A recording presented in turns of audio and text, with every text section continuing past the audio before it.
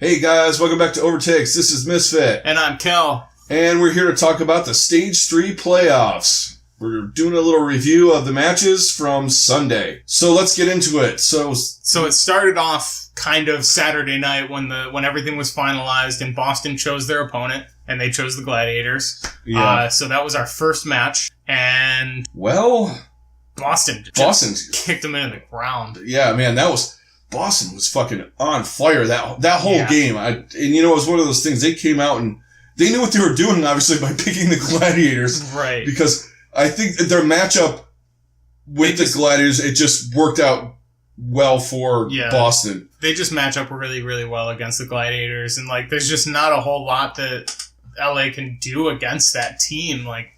It's tough. And there's really not a lot that 99% of the teams can do against them. There is one team, but we'll get into that. Yeah, we'll get into that.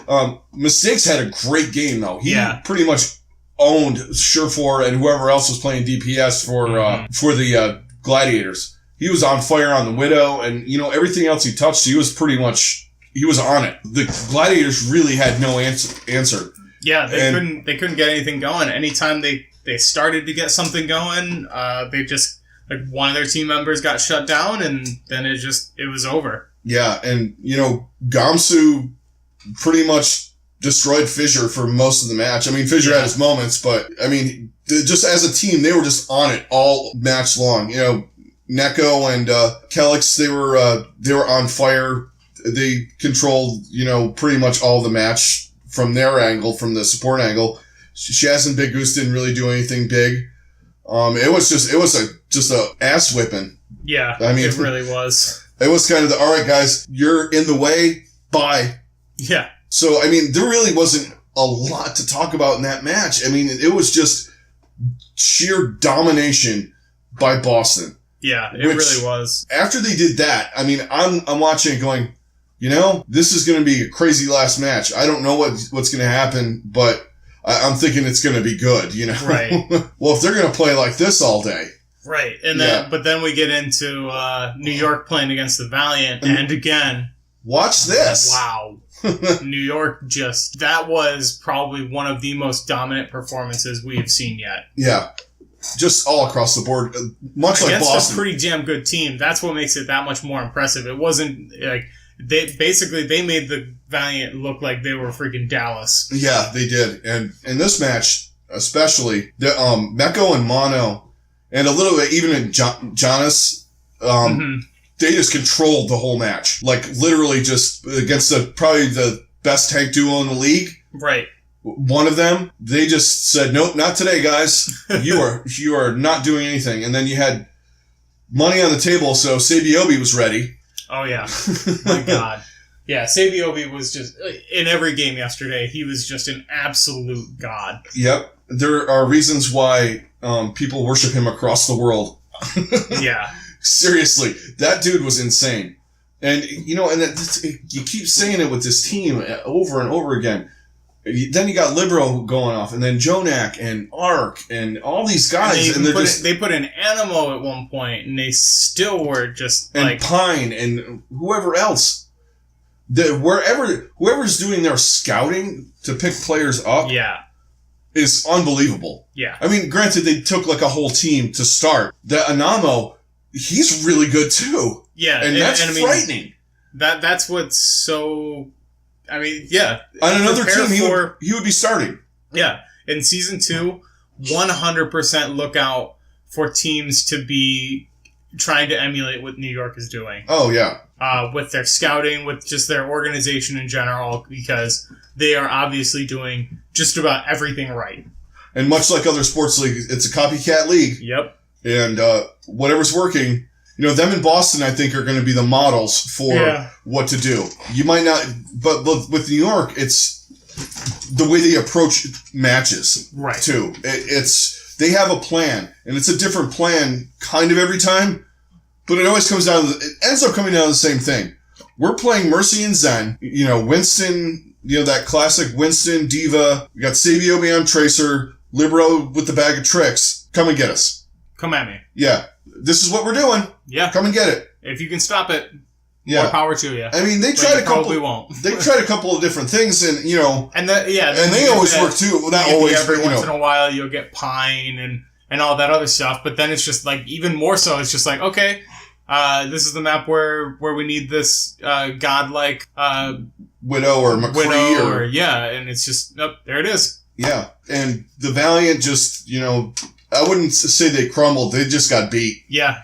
And it was nothing. The Valiant didn't play terrible. No, they just got hammered. Yeah, they just got outplayed by a better team. Now, it's conversely, I think the Gladiators did play bad, and Boston played insanely good. Yeah. But in this match, that didn't happen. No, I mean, there were points when you're like, the Valiant could do something, and then New York did what they do. It was a good team getting beat by a much better team. By the best team. Right.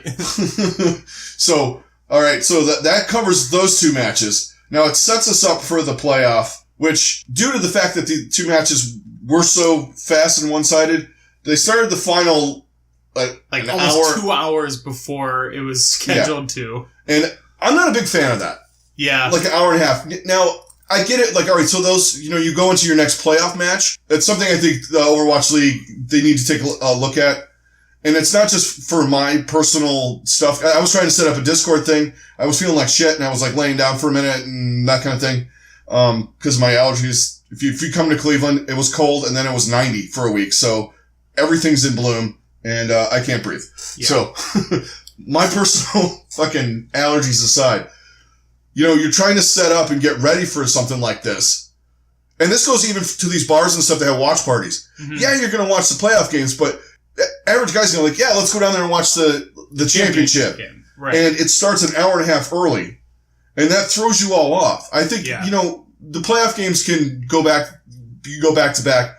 And then, you set the time at 8 o'clock for your final. Right. And it's like, even if you got to replay those matches or whatever, like, you can find things to fill in. But if you want to play Watch Point, or, have you got all those guys in the building. You can have a 45-minute discussion about, what happened in the last two matches, what's going to happen in this match, instead of like a 5-minute thing. Right. And it's also, because they're, like, in this sense, they're treating it too much like it's an esport and not enough like it's a regular sport. Yeah. Because when it comes to regular sports, that is the one thing you can always rely on, is it will start when they say it's going to start. I mean, usually it's like 15 minutes after they say it's going to start. With national anthems and like the Super Bowl, they always say it's, it starts at 6:27. That's because they got to have Mariah Carey sing the national anthem and some country fuck doing their concert beforehand. But it's always at 6:27. Yep. And like when they say that a time is going to be like, this is when it's going to start, that's when the broadcast is going to start, that's when all the pregame things and everything is going to start to wrap up and the game will actually start. And when you start an hour and a half before, it throws everything off. Like, I get it in the sense of, like, because they're going about it like, well, we already have all these people in the arena, the crowd and all that, whatever. That's a long ass day. I get it. And in normal esports and tournaments and stuff, totally. Yeah, I totally get like in a tournament. In a tournament, you just keep rolling. Yeah. But if you're not playing, you're playing it kind of like a tournament, but you're calling it playoffs like that. Yeah. And you want this to be like the first esports league that's like a regular professional sports league. Things like time, you have to take into consideration. Those things really do matter, especially when you're trying to get viewership. Like across between just Twitch and all that, like. You want to have that consistent time, and you want to make sure you keep those. So I really hope that they take that into consideration for the next stage playoff, and especially going into the regular playoffs. Yeah, because we still don't really know much about how they're going to format everything, and how it's going to go about. Like, we don't know if it's going to be. I'm assuming it's a standard. Is it going to be a tournament, or is it going to be like? Are they going to do? Series? Yeah, they're going to do like a series. Is it going to be like, okay, you played a game now, like, or is it going to be like NBA playoffs type of thing where it's like best of 5 or whatever, like out of the best of 5, like, yeah, who knows? I or really 2 out of 3. They have not specified, but if they go about it that way, then when they schedule a game, they need to do it at that time. Like I said, I didn't mind the other like the second game starting. Yeah, that's fine. That's fine. That. I mean, that started like an hour and a half. needs to start when you say it starts. Yeah. The only thing you take into consideration is if the first 2 matches go into overtime. Yeah. Which, we haven't had a scenario where there have been 2, beat downs like this. Right. So, right, like if they just going off of the last think 2. About it.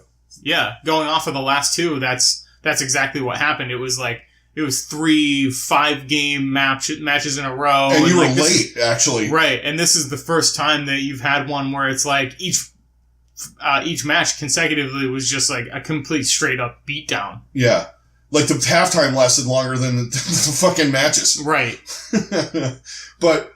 Okay, so let's get into the last match. So, we've got New York and Boston. And wow. New York, at this point, is kind of an unstoppable juggernaut. Yeah, they really are. Boston was playing, even to the point of earlier in the day, they were playing to the point of, this team is unstoppable. But they hit New York, and New York was just they were a brick wall. Yeah, and everything they tried to do, and the plan that they had was actually opposite of what we were talking about on Saturday night. You got to take out Stryker. They're like, nah. We're going to let him do his thing. Yeah, we're going to shut everybody else down. Yeah, we'll shut everybody else off. Neko and Kelix were non-existent. Right. In fact, they were dead, I think. Most of the time, think they're still dying. They basically went 2011 Mavs against LeBron in the Heat, and be like, okay, we're going to make LeBron beat us. Yeah. And at that point, he was not able to because he didn't have the ability to, turn around and make 8 straight turnaround jumpers. Yeah, exactly. That's LeBron now. Yeah. Yeah, they had just so much, there's so much to that team, and every position, Mecco was going off. Early in the match, I'm going, what the hell's going on with Jonak? And CBOB was kind of here and there. Then I'm like, well, Mecco saved them that map and that one. Yeah. Okay. Oh, and then all of a sudden you look at the kill feed. Oh, I guess CBOB is doing something because their supports are never alive. Yeah. You're like, man, I haven't really heard or seen anything from CBOB this whole match. Yeah. And he's just quietly massacring their supports. So... And then... they could barely even get out of spawn, and he was just like... You're dead. You're dead. Bye. And then his pulse bombs and all that stuff were just on point all day.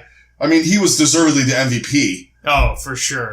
Just for good reason. And, and Jonak usually has a lot of flashy plays. No, this was straight up just playing clutch. Above bar. Yeah, he had some clutch plays. He had Jonak just played out of his mind. This was probably the best performance in a high leverage position that Jonak has had yet. Yeah, and just all around. He got some of his Jonak kills. Right. But I mean that he had that sleep dart on Nepal on Village. Right. Where the Uprising were looking to make a push, and Gamsu went up top on the building, and he just sleep darted and he fell right down in front of Mecco. Oh, slide done. Okay. Right. And he was still he was back there healing, and his Ana's incredible too. Yeah. Well, that's the one thing that we have talked about with Jonak is in their previous the previous playoff matches that they've had, he has been kind of quiet and didn't really show up in the big moments. Yeah. When they really needed him to, especially in stage 1. Yeah, he kind of flailed ults and all kinds of just garbage. Yeah, and in stage 2 playoff, he was definitely better. But he just still wasn't quite the same player that he is in all the other ones. Well, that's gone. Yeah. He has figured something out, and my God, it's terrifying. Yeah, he's terrifying. And you know what it is? I guess you have to be comfortable with it because you're going to be in that position all the damn time, buddy. Yeah, right. With this team. No kidding. They'll probably be in the stage 4 playoffs, and they're definitely in the. I mean, they're a mortal lock for position 1. I don't think they could lose every single game 4-0 and still be in first. Probably still get into the playoffs and maybe even still be in first place. They have a 30. I mean, they could go 0-40 on maps, and they still would have a 16 map lead. Yeah. I mean, assuming that everybody kind of stays where they're at. Right. But still, it's just ridiculous. Absolutely absurd. And then even if you just and Boston played good. Yeah. They just were much like the Valiant, they just got absolutely crushed by a better team. Right, like it wasn't even a matter of like, oh, Boston didn't play well, or they made mistakes, or they whatever. Didn't live up to the moment, or whatever kind of cliche you want to use. No, they just got straight up outplayed. They got punched in the face about 10 times. Well, 3 times. Well, technically 4. They did. I mean, they had to get that tie. It was just like a miracle. Right. I mean, come on. Right. They had to play out of their freaking minds just to get a tie. Just, if you guys want to see how good New York is, watch the last push on Numbani to win the match again, where Boston has about, 2 meters to push the cart. Mm-hmm. And you're going, well, Boston's got this fight. And then all of a sudden, Mekko's almost out of mech. You're like, oh, this is going to end. Nope. Jonak comes in, drops Transcendence. Everybody comes in. Arc hits Valkyrie. Sabiobi drops a pulse bomb on Gamsu, and game over. Yeah, absolutely. Oh, absurd. After he took out the backline. So ridiculous. Yeah. God, the team cohesion that they have. And their game sense. All of them have, stupid game sense. Yeah. I mean, yeah, it's almost getting to be unfair because all these guys are already so damn good, and now they've been playing together for so long that they know what they're all gonna do. Yeah, I feel like if you listen to their comms, it would almost be silent just because they don't even need to say anything. They just know. Yeah. We're just communicating telepathically at this point. Okay, a couple of you guys scream monkey, monkey, monkey. Just so it sounds good. Right. We're all attached into each other's brain. Monkey, monkey, monkey. Mercy 1. Hey! That's the comms in most games. Right. that they play. It really is. It's hilarious. And they all go, hey! When they win the match. When they won and they were all hugging at the end. Then they were singing and all that. That was pretty, I mean, they're a good team. I love this team. They're just so fun to watch. You can't hate them. Even with how good they are and how dominant they are. No. You can't hate them like any other New York team. Nah. Why do we hate all New York teams? Oh, sorry, we're in Cleveland right now. Yeah. My team's pretty good. Got a nice rookie on our team. I'm sorry, our fucking bullpen is a garbage dump right now. Yes, and once again, we phenomenal starting pitching, and then we just blow it with. But hey, it's May. It's May, yeah, and we have another rookie. So you guys can go fuck yourselves. Anyway, we will in October. How's that? Yeah, I'm sure we will too. So we'll sit on that trophy. Anyway, speaking of another New York team, so we'll invite the XL because we're going to be on that level at some point. So we're learning. Anyway, I can gloat because my Rangers are terrible. Hey, you called your hockey team the Golden Knights. You called that. They are. Yeah, I called it. Holy shit! Golden Knights are looking good. They're my Western Conference team just because I lived in Vegas for 10 years and I wanted them to get a team so bad when I was there. And they're in the Western Conference Finals now. And fuck whoever's playing them. Go Knights. They're looking good, damn good, man. They have probably one of the best goalies in the league. Maybe we'll bring in Pine. He could right. Hey, Pine. He's got fast enough hands. Yeah, he could probably do something. Can you skate? Right. Here's a hockey stick. See if you can put this little plastic thing into that net by that guy. Or knock it into his head. Try that first. Or we're gonna shoot it at you. I feel like he'd be a better goalie. Yeah. He would just be snatching freaking pucks out of the air left and right. Like Lisa Simpson. Right. Maybe not to that level of good. I just want to... All right, Pine, learn how to play hockey. Yeah. That's your new American pastime. Right. Who knows? You could be good. Anyway, we got in a weird sidetrack there, but Yeah. That's how we go. Yeah, that's how it happens on here. But New York, congrats to New York. Yeah, huge I can't say it enough. Watching them play it's a learning experience too. Yeah, you guys gotta watch these matches and learn from it. I've learned so much watching, and by the way, CBO's Widowmaker yesterday, just to throw this out there, was sick as well. Yeah. I mean, my God. He went 9 or 10-1 on, I forget, on one of the maps he was on. Cause their maps didn't last very long, so it was like, CBO God. But as far as the learning experience goes, I learned a lot, watching Pine play Widowmaker and McCree, just how he goes about it. Do better with the Widowmaker than the McCree because I try to dive in like he does and I don't have insane cat-like omnic reflexes like he does. So Right? It doesn't necessarily work, but watching the positioning that these guys have, even like Jonak. Yeah. Watching where he shoots orbs from and where he's positioning himself. Granted, he has Arc next to him, but just watch. If you want a textbook Anna, how to play Nepal, watch him on Village. Watch where his positioning is. Watch where he's throwing the piss bottles, who he's healing up. It's just, and that goes across the board. You take any one of their players. It's a clinic in how to play Overwatch. It really is. All these guys are simply incredible. Like they're basically a team of superstars. They have the best person at their position at every single spot. You can make an argument for all of them. Yeah. I mean, support-wise, Jonak and Arc are at the top of the league as far as rating go. So, I mean, and the next closest person is Bedosin, who doesn't even play all the time. Yeah. And these guys, that's the other incredible thing, is most of these guys have played in every single match. Yeah. In this entire league. I mean, and they just show no signs of stopping or slowing down or anything. It's incredible to me that they have escaped the burnout bug. Yeah. Whatever routine that they have going seems to be working perfectly. Yeah, and I think one of them had said that they're not practice games and all that stuff as hard. They're doing more film watching, more strategy planning, and things like that than just grinding out scrims and all that stuff. Yeah. Which I mean, I figured that more teams were doing that. Honestly, I feel like they should be, and obviously it's working. It's working really well for New York. The fact that more teams are not watching film, are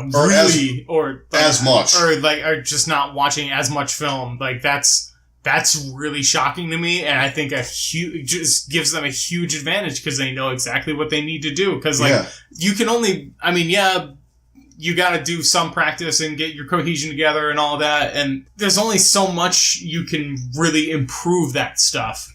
Whereas knowing how an opponent is going to come against you is way more important. Especially when they're so good on defense because they know how every one of these teams is going to attack. Yeah. I mean, they didn't even run Pine on Ilios. Right. Because they watched what Boston does and they're like, no, we want Sabio being Libero. Mm-hmm. I mean, these are the two guys that, their hero pools are what we need for this time on this map. Yeah. And they had Pine on Nimbani instead of Libero. Yeah, and that completely threw off Boston. You could tell, they were not expecting Pine, and he was just going off. Yeah, and they were expecting Libero to run Farah. Mm-hmm. And they also knew that Boston does not, their DPS do not have any kind of hero pool that to be worried about on Nimbani. Right. Pine had free reign. Yeah. Because they didn't have anybody to counter him. I mean, Mistakes can play Widow, kind of. But not to the level that Pine can. It's not many people can. Yeah. Like him and, they were talking to him after, they're like, who are the guys that, and he's like, Saya player, and I'm like, oh, the one guy that might have a quicker flick aim than you. Yeah, right. And that's debatable. Yeah.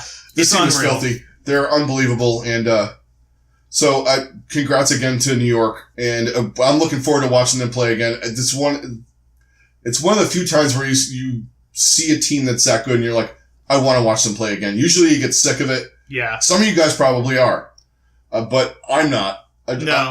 I will watch them play in these big matches all the time and just go, this is unbelievable. I don't know how they do this every time. I don't get it either. Maybe at some point I should go, I know what's going to happen. Although we kind of did with this one. Yeah. I thought it would have been closer with Boston. We did think it was going to be like a 3-2-5 match kind of thing. I did too, but it's just money on the table that this team is lethal. Right. But anyway, that's going to wrap up our playoff recap review show. Don't forget to subscribe. Thanks, guys, every one of you, for subscribing to our channel. We love the fact that you've chosen to listen to us ramble on about weird shit even. Yeah. It's fun. Stage 3 has been fun, and we're going to get you guys ready for Stage 4. We got our map pool preview coming up. We will get our what we got right and what we got wrong. I'm sure you guys are going to be on that fucking thing. Oh, yeah. Because you've already told us what we got wrong so far. We've heard enough of that. But hey, you know what we did get right? Everything for this playoff weekend, so we're pretty proud of that. NYXL. And we also got a couple other things right. We got Dallas being a dumpster fire, right? Yeah, we did. I think everybody got that right, though. Okay. Oh, yeah. Can't really toot our own horn with that one, can we? No. Especially with how we started. Hey, we predicted Kai got fight. Oh, wait. Everyone else did, too. Yeah. Yeah, whatever. Anyway. But, yeah. So thanks, guys. So stick around this week. And the off week, we're going to provide you with some good stuff.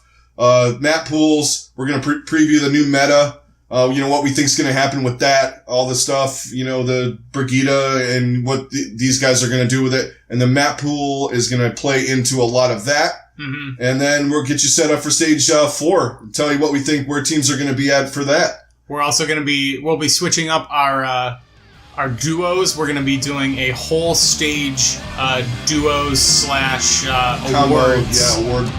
For stage 3. So look out for that coming out here in the next day or two. Yeah. So we'll catch you guys on the next one. Later. See you guys in the next one.